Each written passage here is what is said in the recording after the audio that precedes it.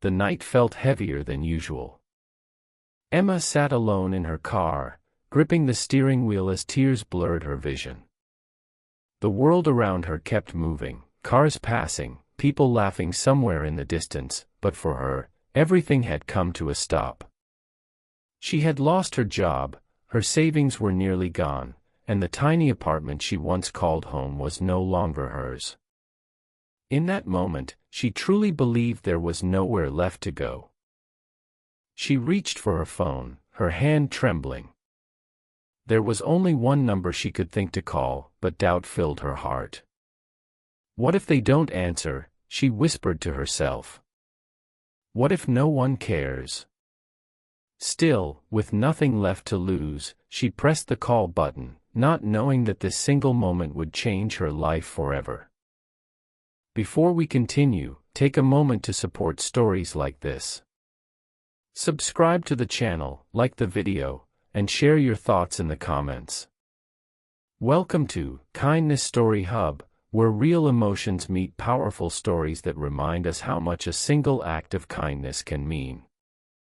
Emma had always been the kind of person others depended on. She worked hard, stayed late at the office, and rarely complained. But when the company downsized, her name ended up on the list. "We're sorry," her manager had said, avoiding eye contact. "It's not personal." But it felt personal. It felt like everything she had built was suddenly gone. At first, Emma stayed hopeful. She applied for jobs every day, attended interviews, and told herself it was just a temporary setback. But weeks turned into months, and the rejections kept coming. Bills piled up. Her landlord, once patient, finally had to ask her to leave. Packing her belongings into boxes, Emma felt something inside her break. Now, sitting in her car with nowhere to go, she thought about all the times she had helped others, covering shifts, lending money, offering support. Yet in her darkest hour, she felt completely alone. The phone rang. Once. Twice. 3 times. Emma almost hung up. But then, a voice answered. "Hello." It was soft, warm, and familiar. "Hi. Mrs. Thompson." Emma's voice cracked. "It's Emma. I'm sorry to call so late." There was a brief pause, then a gentle response. "Emma? Oh honey, it's been a while. Are you okay?" That simple question, "Are you okay?" was enough to break the wall Emma had been holding up. Tears poured down her face as she struggled to speak. "No. I'm not," she admitted. Mrs. Thompson had been Emma's high school teacher years ago. She was the kind of teacher who remembered every student's name, who stayed after class to listen, who believed in her students even when they didn't believe in themselves. Emma hadn't spoken to her in years, but in that desperate moment, her number was the only one that came to mind. "Where are you right now?" Mrs. Thompson asked calmly. "In my car," Emma replied. "I don't really have anywhere else." There was no hesitation. "Stay right there. I'm coming to get you." Emma blinked in disbelief. "You don't have to." "I want to," Mrs. Thompson said firmly. "You're not alone, Emma. Not tonight." Within 30 minutes, a small blue sedan pulled up beside Emma's car. Mrs. Thompson stepped out, her gray hair catching the streetlight, her face filled with concern, but also kindness. As soon as Emma opened her car door, Mrs. Thompson wrapped her in a warm embrace.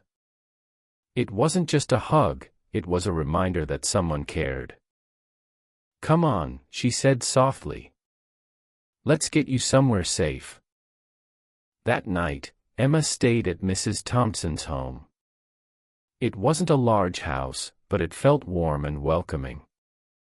The smell of fresh tea filled the air, and for the first time in weeks, Emma felt a sense of peace.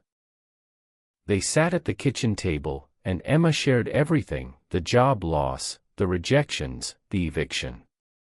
She expected judgment or pity, but instead, Mrs. Thompson listened quietly, nodding with understanding. "You've been carrying all of this alone," she said gently. "That's a heavy burden for anyone."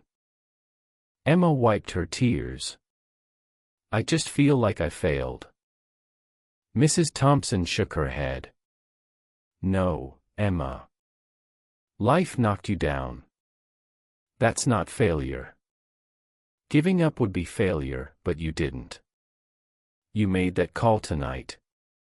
That took courage." Those words stayed with Emma. The next morning, something unexpected happened. Mrs. Thompson handed Emma a small notebook. "Write down 3 things you can do today," she said. "Not everything. Just 3." Emma looked at the blank page, unsure. "Like what?" "Simple things," Mrs. Thompson smiled. "Apply for one job. Go for a walk. Call one person. Small steps lead to big changes." It seemed too simple, but Emma agreed to try. Days turned into a routine. Emma stayed temporarily with Mrs. Thompson, helping around the house while continuing her job search. But more importantly, she began to rebuild her confidence.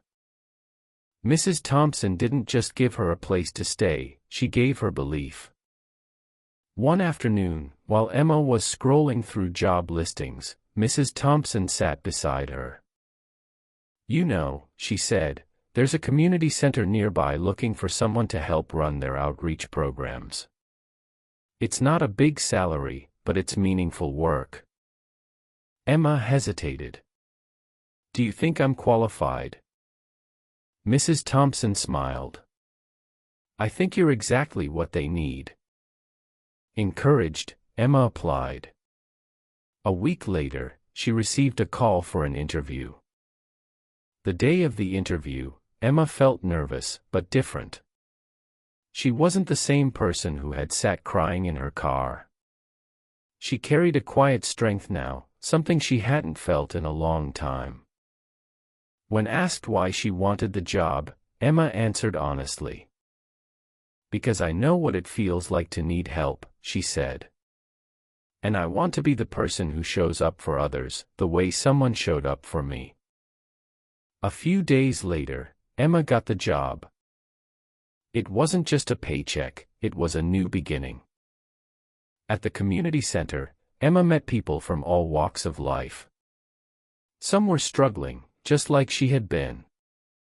And every time she listened to someone's story, she remembered that night in her car. She began organizing programs to support people in need: food drives, job workshops, and mentorship groups. But more than that, she offered something simple yet powerful: kindness. One evening, after a long day, Emma sat at her desk and looked at her phone. She scrolled to Mrs. Thompson's number and smiled. She pressed call. "Hello." Mrs. Thompson answered.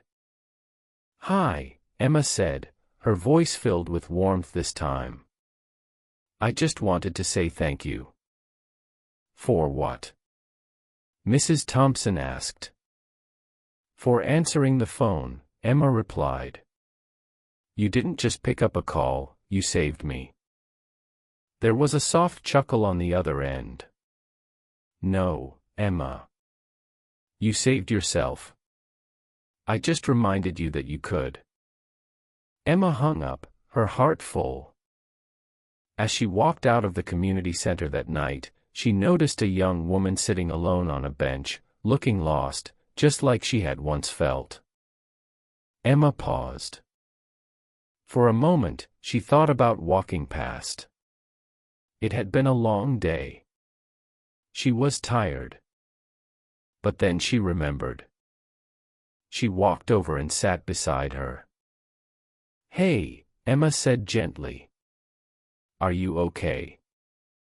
The young woman looked up, surprised. And just like that, a new story began. Kindness doesn't always come in big, dramatic moments. Sometimes, it's as simple as answering a phone call, offering a place to stay, listening without judgment, or asking a single question that lets someone know they're not alone. Emma's life changed because one person chose to care. And the truth is, we all have that power. You never know what someone is going through. You never know how close they are to giving up. But your kindness, no matter how small, could be the very thing that changes everything. So the next time you have the chance, take it. Make the call. Offer the help. Be the reason someone keeps going. Because kindness doesn't just change lives. It saves them.